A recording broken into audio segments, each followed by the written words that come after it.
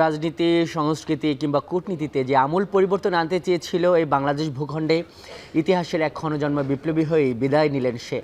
গণঅভ্যুত্থান পরবর্তী নির্বাচন কেমন হবে, কেমন হওয়া উচিত, এ নিয়ে যখন তুমুল আলোচনা, বিতর্ক রাজনীতির মাঠে, তখন ভোট রাজনীতিতে নতুন কিছু তো দেখা গিয়েছিল শরীফ ওসমান হাদীর নির্বাচনী প্রচারণায়। সেই মহান বিপ্লবীকে স্মরণ করছে আজকের ভোটের ট্রেন। হাদীর ভোট মন্ত্র শিরোনামে আজকের আলোচনায় আপনাকে সঙ্গ দেব আমি আজহার লিমন। শুরুতেই শুনে নিতে চাই শহীদ শরীফ ওসমান হাদীকে নিয়ে প্রধান উপদেষ্টা ডক্টর মোহাম্মদ ইউনূসের বক্তব্য। জাতীয় সংসদ ভবনের দক্ষিণ প্লাজায় ওসমান হাদীর নামাজে জানাজা পূর্ববর্তী বক্তব্যে তিনি বলেছেন, নতুন দিনের রাজনীতি এবং গণমানুষের কাছে কি করে পৌঁছাতে হয় সেটি ওসমান হাদীর নির্বাচনী প্রচারণা থেকে শেখার আছে। তোমাকে আমরা বিদায় দিতে আসি নাই এখানে, তুমি আমাদের বুকের ভেতরে আছো এবং চিরদিন বাংলাদেশ যতদিন আছে তুমি সকল বাংলাদেশির বুকের মধ্যে থাকবে। প্রিয় হাদী, তুমি নির্বাচনে অংশগ্রহণ করতে চেয়েছিলে এবং সেই নির্বাচনে অংশগ্রহণ করতে গিয়ে নির্বাচন কিভাবে করতে হয় তারও একটা প্রক্রিয়া জানিয়ে গেছে আমাদেরকে। শরীফ ওসমান হাদী ও নির্বাচন নিয়ে বিভিন্ন মন্তব্য এসেছে বিএনপি, জামায়াত ও এনসিপি নেতৃবৃন্দের কাছ থেকে। চলুন শুনে নেই। দেশীয় এবং বিদেশীয় সকল চক্র যারা গণতন্ত্রের পথে বাধা হয়ে দাঁড়াতে চায়, যারা নির্বাচনকে বাধাগ্রস্ত করতে চায়, এদেশের গণতান্ত্রিক উত্তরণকে যারা বাধাগ্রস্ত করতে চায়, কণ্ঠকাঠিন্য করতে চায়, তাদেরকে আমরা সমুচিত জবাব দেব গণতান্ত্রিক উত্তরণের প্রক্রিয়াকে সহজতর করে। তার ছোট সন্তান তাকেও যেন তার মতো করে বাংলাদেশের মানুষের কাছে বড় হওয়ার তৌফিক দান করেন এবং যে সংগ্রাম তিনি করে গেছেন, শহীদ আবরার ফাহাদ, শহীদ আবু সাইদ, শহীদ হাদী ভাই, তারা যে নতুন বাংলাদেশের প্রত্যাশা করেছিলেন, সেই বাংলাদেশ যেন আমরা গঠন করতে পারি। ইনকিলাব মঞ্চের সদস্য সচিব আবদুল্লাহ জাবেরের বক্তব্যটিও আমরা শুনে নিতে চাই। আজকের আলোচনার বিষয়বস্তু হাদীর ভোট মন্ত্রে তার বক্তব্য প্রাসঙ্গিক। আগামী 24 ঘন্টার মধ্যে স্বরাষ্ট্র উপদেষ্টা এবং সহকারী উপদেষ্টা খুদাবক্স তাদেরকে জনতার সম্মুখে এসে তারা এই খুনের ব্যাপারে গত এক সপ্তাহ ধরে কি পদক্ষেপ নিয়েছে তা জনসম্মুখে জানাতে হবে। যদি তারা জানাতে না পারে তাহলে তাদেরকে পদত্যাগের জন্য প্রস্তুত থাকতে হবে। ভোটের ট্রেনে নিচ্ছে একটি বিরতি, ফিরছি একটু পরে।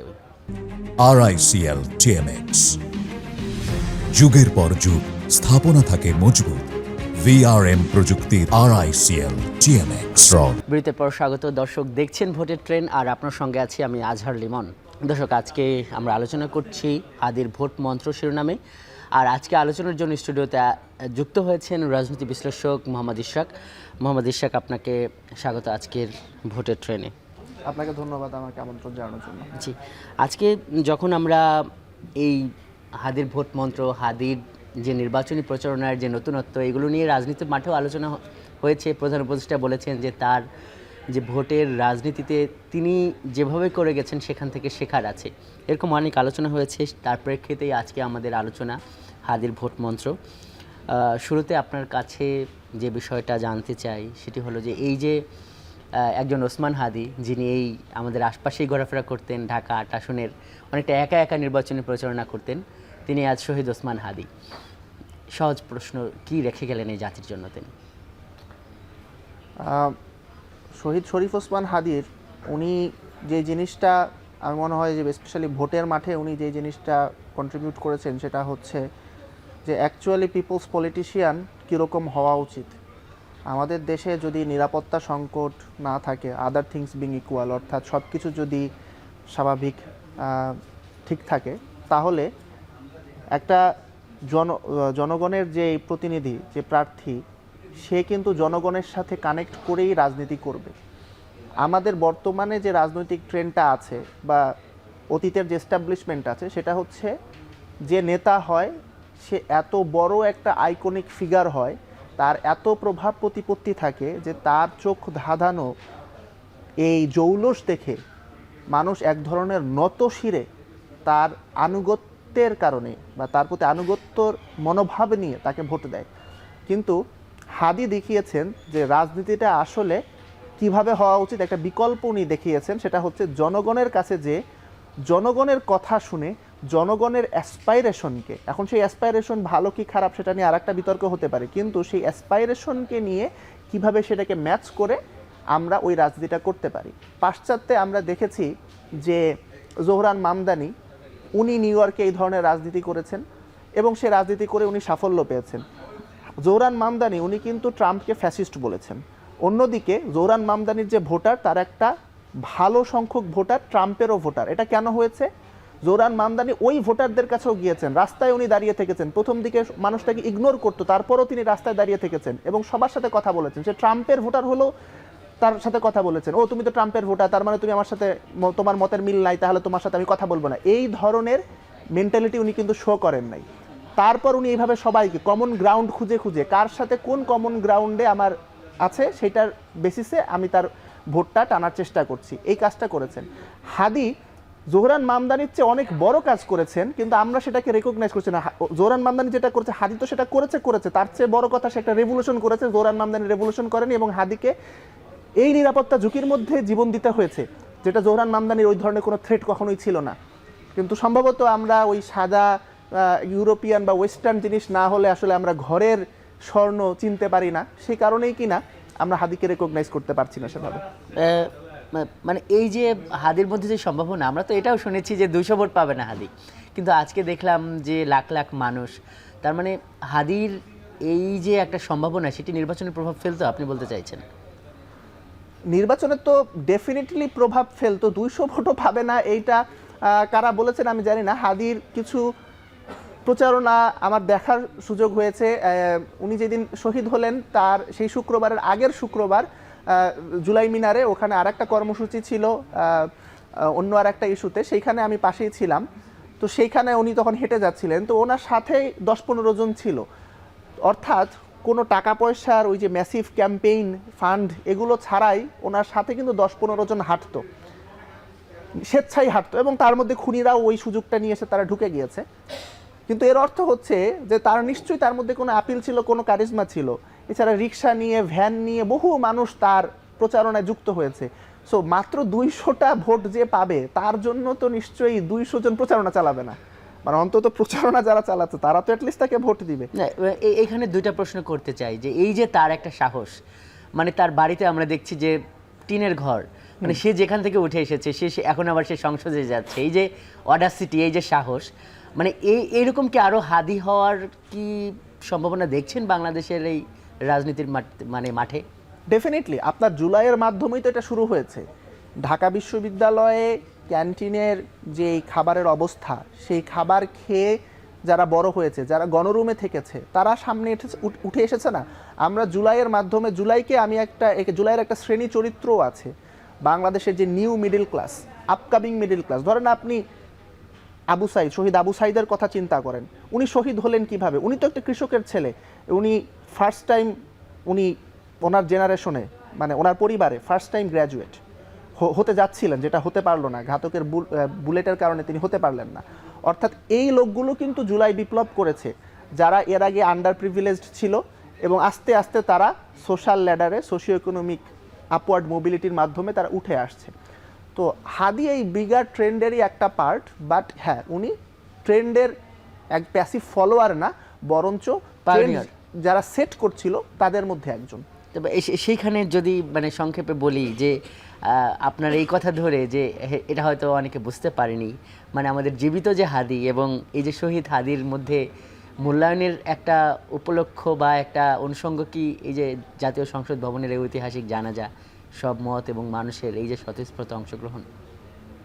সরি, আমি বুঝতে পারিনি আপনার প্রশ্নটা। না, যেটা বলছিলাম যে এই যে মানে আপনি বলছিলেন যে এই জোহরান মামদানিকে যেভাবে অ্যাপ্রিসিয়েট করা হয়েছে বা হয়, মূল্যায়ন করা হয়, হাদির অনেক কর্মকাণ্ড হয়তো ওইভাবে আলোচনায় আসেনি, মানে সেই জায়গায় মানে প্রশ্নটা হলো যে জীবিত যে হাদি, যাকে আমরা কয়েকদিন আগেও নির্বাচনের মাঠে হেঁটে চলতে দেখতাম, এবং আজকে যে শহীদ হাদি, তার মধ্যে মানে ওই সময় আপনি বলছিলেন 15 বা 20 জন লোক থাকতো, কিন্তু এখন তার জানাজায় দেখা যাচ্ছে মানে লক্ষ লক্ষ এখানে 15-20 জন লোক থাকতো, তার মানে এই না যে 15 আর 20টা মানুষই তার শুধুমাত্র সমর্থক ছিল। তার তো অনলাইনে এবং অন্যত্র অলরেডি অফলাইনেও ম্যাসিভ ফলোয়িং ছিল। বাট আপনার সবাই তো সব দিন তার প্রচারণায় যাবে না। এবং ধরেন যেই লোকটা 2 লক্ষ ভোট পাচ্ছে নির্বাচনে, তার নির্বাচনের প্রচারণায় কি 2 লক্ষ মানুষ আসে, নাকি তার সমাবেশে প্রতিবার 2 লক্ষ মানুষ আসে? তো বেশিরভাগ মানুষই তো আপনার সমর্থন ব্যক্ত করার জন্য রাস্তায় নেমে যায় না। আর সবাই যদি সমর্থন ব্যক্ত করার জন্য রাস্তায় নেমে যেত, তাহলে তো আমরা কোনোদিন চলাফেরাই করতে পারতাম না, ঢাকা শহর সবসময় ব্লকড হয়ে থাকতো। তো ওই 15-20 জন ছিল, কিন্তু তার সাইলেন্ট ফলোয়ার ছিল, তার সমর্থন করছে, হয়তো অনলাইনে তাকে সাপোর্ট করছে, অন্যান্যভাবে ফাইন্যান্সিয়ালি তাকে সাপোর্ট করছে, কিন্তু হয়তো রাস্তা নামছে না এরকম মানুষের। আবার যে 15-20 জন মানুষ, তারাও হয়তো রোটেট করছে, খুনিরা একদিন সুযোগ করে ঢুকে গিয়েছে, এর আগে তারা ছিল না, আবার বর্তমানে তারা নাই, মানে ইনকিলাব মঞ্চ এবং ইনকিলাব কালচারাল সেন্টারের যে অ্যাপারেটাস সেখানে তারা নাই, তারপরেও তো এগুলো চলছে। তো জীবিত হাদির সাপোর্টার কম ছিল আর মৃত হাদির সাপোর্টার বেশি, এই ন্যারেটিভটা আমার মনে হয় সম্পূর্ণ সঠিক হবে না। এখানে একটা জিনিস আমরা অ্যাকনলেজ করতে পারি, সেই জিনিসটা হচ্ছে যখন কেউ জীবিত থাকে, আপনার সে যখন তার একটা নিজস্ব সত্তা থাকে, ভয়েস থাকে, তখন স্বাভাবিকভাবে স্বয়ংক্রিয়ভাবে তার বিরুদ্ধে একটা অপোজিশন তৈরি হয়। তো আপনি যদি কাউকে রাজনীতির ঊর্ধ্বে উঠাতে চান, তাহলে তাকে পলিটিক্যাল ফিল্ড থেকে তুলে নিতে হয়।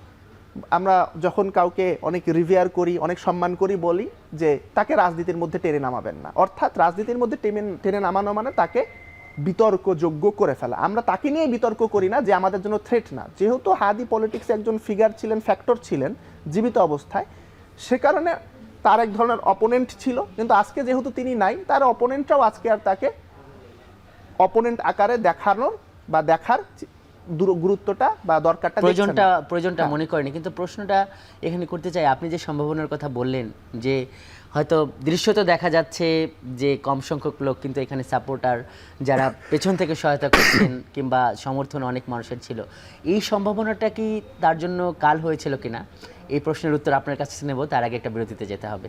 দর্শক দেখছেন ভোটের ট্রেন, যাচ্ছে একটি বিরতিতে।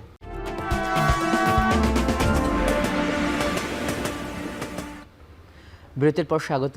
দর্শক দেখছেন ভোটের ট্রেন, আর আপনার সঙ্গে আছি আমি আজহার লিমন। দর্শক, আজকের আলোচনার বিষয় ভোট মঞ্চের এই আলোচনাকে সম্প্রসারিত করতে স্টুডিওতে আছেন রাজনীতি বিশ্লেষক মোহাম্মদ ইশাক। তার কাছে সরাসরি চলে যাচ্ছি। ইশাক, আপনার কাছে একটা প্রশ্ন রেখে গিয়েছিলাম, এই যে তার মধ্যে একটা সম্ভাবনা যেটি ছিল, এটি কি তার জন্য একটা কাল হয়েছে কিনা, এর সঙ্গে আরেকটা প্রশ্ন যোগ করে দেই। সেটা হলো যে এই যে আসন্ন ত্রয়োদশ জাতীয় সংসদ নির্বাচন, সেই নির্বাচনের সঙ্গে এই ধরনের হত্যাকাণ্ডের কোনো যোগসূত্র আপনার দৃষ্টিতে আপনি দেখেন কিনা? আপনার প্রথম প্রশ্নের উত্তর হচ্ছে হ্যাঁ, দ্বিতীয় প্রশ্নের উত্তরও হ্যাঁ। প্রথমত, হাদি যে ধরনের রাজনীতি করতেন, এটা ছিল কমপ্লিটলি আনফিল্টার্ড একটা পলিটিক্স। উনি যা বিশ্বাস করতেন, যা জানতেন, সেটা তিনি অকপটে বলে দিতেন। যখন ধরেন কোনো একজন রাজনীতিবিদ, উনি একটা বড় রাজনৈতিক দলের সাথে যুক্ত, তখন তিনি অনেক কথাই বলতে পারেন না, বিশেষ করে বাংলাদেশের মতন বাস্তবতায়। কারণ এতে করে ওই দলের উপর দায় আসতে পারে বা দলের সামগ্রিকভাবে ক্ষতিগ্রস্ত হতে পারে। এ কারণে দলের স্বার্থে বা তার সাথে সংযুক্ত আরও অনেক মানুষের স্বার্থে উনি নিজেকে সেন্সর করতে থাকেন। কিন্তু হাদি উনি কখনো নিজেকে সেন্সর করার দরকার বোধ করেন নাই, যেহেতু উনি আইসোলেটেড ছিলেন, তার এত ধরনের স্বার্থ ছিল না, সেই স্বার্থগুলো রক্ষার জন্য তাকে নিজেকে ফিল্টার করতে হয়নি। এ কারণে আমরা গণঅভ্যুত্থানের পর থেকে, বিপ্লবের পর থেকে আমরা দেখে আসছি যে সরকারের নিয়ন্ত্রণ বাংলাদেশের রাষ্ট্রের সকল সংস্থার উপর কতখানি আছে বা কতখানি তার অভাব আছে, সেটা কিন্তু আমাদের স্পষ্ট। আমি ঠিক নিশ্চিত না এটা আমি কতটা ভেঙে এখানে বলতে পারবো। আজকে যেই ইনকিলাব মঞ্চের যে প্রতিনিধি, যিনি আজকে জানাজায় বক্তব্য দিয়েছেন, উনিও কিন্তু একটা সেন্টেন্স বলেছেন, যেখানে উনি বলেছেন যে রাষ্ট্রীয় বিভিন্ন অ্যাপারেটাসের ভিতরে, হ্যাঁ, উনি এটা বলেছেন যে সিভিল এবং মিলিটারি ফোর্স এর মধ্যে যে অ্যাপারেটাস আছে, তো তাদের ব্যাপারে উনি কিন্তু একটা ইঙ্গিত করেছেন। তো এর ফলে হাদির মতন যারা আনফিল্টার, যাদেরকে বিভিন্ন স্বার্থের জালে বেঁধে তাদের মুখ বন্ধ করা যায় না, তাদেরকে তো তখন তারা হুমকি হয়ে দাঁড়ায়, কারণ তারা অনেক ধরনের কথা বলে, অনেক বিষয় স্ট্যান্স নেয় যেগুলো হয়তো বড় রাজনৈতিক দলরা তাদের নির্বাচনের স্বার্থে, ভোটের স্বার্থে বা ক্ষমতার ভাগাভাগির প্রসঙ্গে শক্তির সাথে নেগোসিয়েশনের প্রশ্নে তারা তখন আপোষ করে ফেলে, যেটা হাদির করতে হতো না। এই কারণে হয়তো মানে তাকে যেহেতু অন্য কোনোভাবে থামানো যায়নি, এটা একটা হতে পারে সম্ভাবনা, আমি জানি না, আমরা তদন্তে জানতে পারবো। আর দ্বিতীয় যে বিষয়টা এখানে তাহলে আপনার নির্বাচনের সাথে এটা সংযুক্তি কি? নির্বাচনের সাথে এটা ডেফিনেটলি আপনার যোগসূত্র আছে। আমি গতবার যখন আপনার এখানে এসেছিলাম তখন আমি হয়তো তুলনামূলকভাবে ইলোকুয়েন্ট ছিলাম, আজকের দিনটা আমাদের একটু শোকের দিন, কিন্তু সেই দিনও কিন্তু আমি আপনাকে বলেছিলাম যে ভোটের মাঠে সহিংসতা ইনস্টিগেট করাটা এটা আওয়ামী লীগ নামক যেই সন্ত্রাসী ফোর্সটার সাথে আমাদেরকে কমব্যাট করতে হচ্ছে, তাদের এই সন্ত্রাসী সংগঠনটির পলিসি। এটা হাসিনা তার বিভিন্ন বক্তব্যে, টেলিগ্রাম থেকে যে বক্তব্যগুলো লিক হয়ে আসছে সেখানে সে বলেছে, সেটা আমরা শুনেছি। ইন্ডিয়ান বিভিন্ন মিডিয়াকে দেওয়া সাক্ষাৎকারে হাসিনার পুত্র সেও এটা ক্লিয়ারলি বলেছে যে তারা ভায়োলেন্স করবে। এখানে উদ্দেশ্যটা কি? উদ্দেশ্যটা নির্বাচনকে বানচাল করা। কারণ আমি আগেও বলেছি, নির্বাচন হলে বাংলাদেশের রাজনীতি থেকে আওয়ামী লীগ নামক যে সন্ত্রাসী সংগঠনটি এবং ফরেন এজেন্ট, এটা তো বর্তমানে বাংলাদেশি বেসড কোনো এন্টিটি না, এবং আমরা দেখেছি গত 15-17 বছর তারা একটা নিও কলোনিয়াল ফর্ম অফ গভর্নমেন্ট চালু করেছিল, যেখানে হাসিনার রোলটা অনেকটা ছিল ভাইসরয় বা গভর্নরের মতন। অন্য দেশের হয়ে তারা দেশকে শাসন করেছে। এখানে বিডিআর ম্যাসাকার সম্পর্কিত যে রিপোর্ট আছে সেখানেও অনেক কিছু এসেছে, অর্থাৎ আমরা কতটা অরক্ষিত ছিলাম। তো এই শক্তিটা তারা ইররিলেভেন্ট হয়ে যাবে ভোটের মাঠে যদি নির্বাচনটা হয়, কারণ মানুষ উদাত্তভাবে, স্বতঃস্ফূর্তভাবে তারা ভোট দিবে। আমার ধারণা ভোটার টার্ন আউটটা যদি তাদেরকে ভয় দেখানো না হয় তাহলে 70-80% হবে, এবং মানুষ তাদের লিডার চুজ করবে। পুরা যে পলিটিক্যাল ফিল্ডটা, এখানে কোনো ভ্যাকুয়াম থাকবে না। বিএনপি হোক, জামাত হোক, এনসিপি হোক, অন্য এবি পার্টি হোক, অন্য কোনো ইয়ে হোক, তারা নিয়ে নেবে। আওয়ামী লীগের এখানে আর কোনো স্টেক থাকবে না। এ কারণে তারা ভোটার টার্ন আউট কমাতে চাচ্ছে, তারা সহিংসতা করে মানুষকে ভোট কেন্দ্র যাওয়া থেকে বিরত রাখার জন্য ভীতি প্রদর্শন করতে চাচ্ছে, এবং ভোট থেকে প্রার্থীদেরকেও, আপনি দেখেছেন নারায়ণগঞ্জে একজন প্রার্থী কিন্তু নিজেকে উইথড্র করেছেন এই ভয়ের কারণে।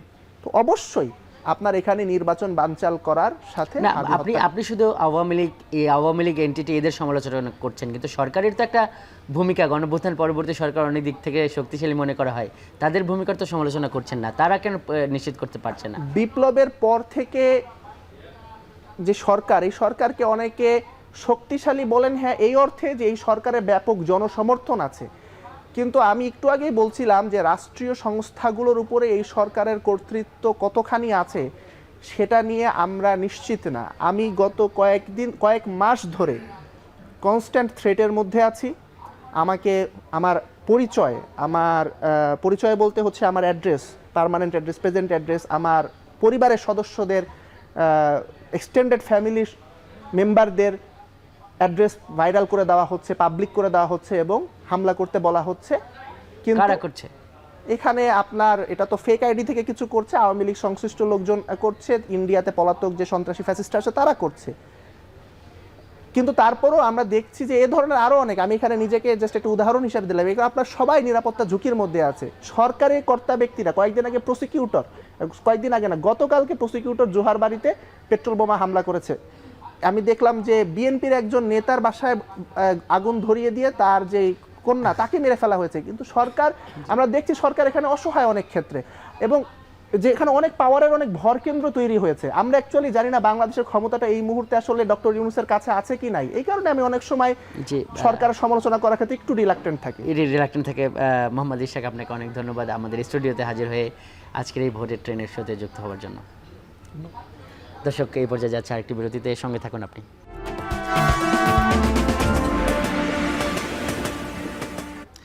বিরতির পর স্বাগত আরও একবার, দেখছেন ভোটের ট্রেন। এই পর্বে আমরা যেতে চাই প্রান্তিক মানুষের কাছে, জানতে চাই হাদির ভোট মন্ত্র নিয়ে কী ভাবছেন তারা। ময়মনসিংহ থেকে যুক্ত হচ্ছেন সহকর্মী হারুনুর রশিদ। হারুন,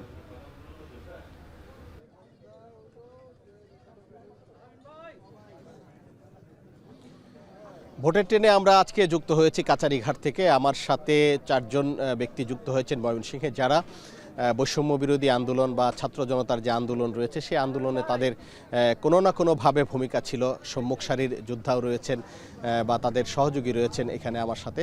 আমি তাদের সাথে একটু কথা বলতে চাই। আমরা আজকে যে বিষয়টি নিয়ে আলোচনা করছি, আপনারা জানেন যে শরীফ ওসমান হাদী ইনকিলাব মঞ্চের মুখপাত্র, তিনি আততায়ীর গুলিতে নিহত হয়েছেন এবং শহীদ হয়েছেন এবং তার আজকে বিশাল জানাজা হয়েছে, সারা দেশে গায়েবানা জানাজা হয়েছে এবং তার জানাজার উপস্থিতি আসলে আজকে সারা মানুষের উপস্থিতি আজকে সারা বাংলাদেশেই আলোচিত হচ্ছে এবং তার যে কর্মকাণ্ড, তার ভোট, তার যে বক্তব্য, এই বিষয়গুলো কিন্তু চর্চিত হচ্ছে চায়ের স্টল, যে কোনো জায়গায়, পথে প্রান্তরে। আমরা এই বিষয় নিয়ে একটু কথা বলতে চাই এবং আমাদের আজকের বিষয় ভোটের মন্ত্র। ভোটের মাঠে শরীফ ওসমান হাদী যুক্ত হয়েছিলেন, বিচরণ করছিলেন। আমরা একটু জানতে চাই যে তিনি তো একটা নতুন ধারার ভোট করতে চেয়েছিলেন, আপনার কাছে কি মনে হয়? প্রথমে আমি শরীফ ওসমান হাদী ভাইয়ের রুহের আত্মার মাগফিরাত কামনা করি। একই সাথে আমাদের জুলাই অভ্যুত্থানের অগ্রনায়ক আমাদের এই হাদী ভাই আমাদের আন্দোলনের সাথে ছিল, কিন্তু আমরা আন্দোলনের যে স্পিডটা ছিল, আমরা যেভাবে বাংলাদেশকে নিয়ে ভাবতাম, আমরা আগামীর বাংলাদেশকে নিয়ে যেভাবে স্বপ্নটা দেখতাম, সেটা হয়তো জুলাই আন্দোলনের পরবর্তীতে অনেকে অনেক দিকে রুটির মতো টেনে টেনে ছিঁড়ে খেয়ে ফেলছে। কিন্তু হাদী ভাই তার ভিন্ন ধারা থেকে তার যে চিন্তাধারা ছিল, ইনকিলাব মঞ্চে ঢাকা থেকে যাত্রা শুরু করলেও প্রত্যেকটা বিভাগীয় শহরে তার পদচারণা ছিল, সবার সাথে কথা বলেছে। আধিপত্যের বিরুদ্ধে যে তার লড়াইটা ছিল, বাংলাদেশের মানুষ যেটা চায়, সাধারণ মানুষ যেটা চায় যে ইন্ডিয়ার দাসত্ব থেকে মুক্তি হওয়ার, এই লক্ষ্য নিয়ে তার যাত্রাটা শুরু হয়েছিল। কিন্তু আমরা নির্বাচনের প্রচারণায় তার যে মুভমেন্টটা দেখেছিলাম যে আসলে একজন সাধারণ শিক্ষার্থী থেকে একজন শিক্ষক, একজন সাহিত্যিক থেকে সে যেভাবে নির্বাচনের মাঠে বা একজন সংসদ সদস্য হিসাবে যেভাবে প্রাসঙ্গিক হয়ে উঠতেছিলেন, আমরা আসলে একটা স্বপ্ন দেখতেছিলাম যে হাদী ভাই নির্বাচনের মাঠে যখন প্রচারণা যাচ্ছিল তখন দেখতাম যে সাধারণ মানুষ কেউ একটা টুপি পড়ায় দিচ্ছে তাকে, কেউ 2000-5000 টাকা দিচ্ছে, আবার কেউ তার ঘৃণার বহির্প্রকাশ হিসাবে যখন ময়লা পানি তার উপরে ছড়ে ফেলছিল, তখন হাদী ভাই আবার বলছিল যে আপনার 3 বার ময়লা ফেলুন, সমস্যা নাই, কিন্তু আমি আপনাদের কাছে আবার আসবো। এটা নিয়ে আমি কখনো মন খারাপ। ধন্যবাদ। আমরা শুনছিলাম যে শরীফ ওসমান হাদী ইলেকশনের মাঠে বা ভোটের মাঠেও একটি নতুন ধারা সৃষ্টির চেষ্টা করছিলেন। তো আপনি এই বিষয়টাকে কিভাবে দেখছেন? শরীফ ওসমান হাদী যে কাজটি মূলত করেছিলেন, উনি নির্দিষ্ট কোনো রাজনৈতিক দলের সাথে যুক্ত না হয়ে উনি কিন্তু একটি ইনকিলাব মঞ্চ প্রতিষ্ঠিত করেছিলেন, কালচারাল একটি প্রোগ্রাম উনি চালু করেছিলেন। কারণ উনি মনে প্রাণে বিশ্বাস করতেন যে বাংলাদেশকে যদি আমরা বিদেশি আগ্রাসন সহ এই যে গতানুগতিক রাজনীতি সেই ধারা থেকে বের করে নিয়ে আসতে চাই, তাহলে এখানে একটা কালচারাল রেভলিউশন লাগবে। সেই চিন্তা থেকে কিন্তু উনি ইনকিলাব মঞ্চ প্রতিষ্ঠিত করেছিলেন। আর ওনার যে ভোটের ধরন ছিল, উনি কিন্তু ফজরের নামাজের পর সম্পূর্ণ ব্যতিক্রম একটা নিয়মে মসজিদে গিয়ে উনি ওনার নির্বাচনী প্রচারণা করেছেন এবং ওনার কিন্তু বিশাল বড় কোনো কর্মী বাহিনী নেই, মাত্র 2-4-5-10 জনকে ব্যক্তিকে নিয়ে কিন্তু উনি এই কাজগুলো করেছেন। এটা হচ্ছে আমাদের রাজনীতিতে একেবারে নতুন একটি ধারা। আগে আমরা চিন্তা করতাম টাকা না থাকলে এবং আধিপত্য না থাকলে আমরা কেউ কখনো রাজনীতিতে যুক্ত হতে পারি না এবং সফল হতে পারি না। সেই ধারাটা ভেঙে দেওয়ার চেষ্টা করেছেন শরীফ ওসমান হাদী।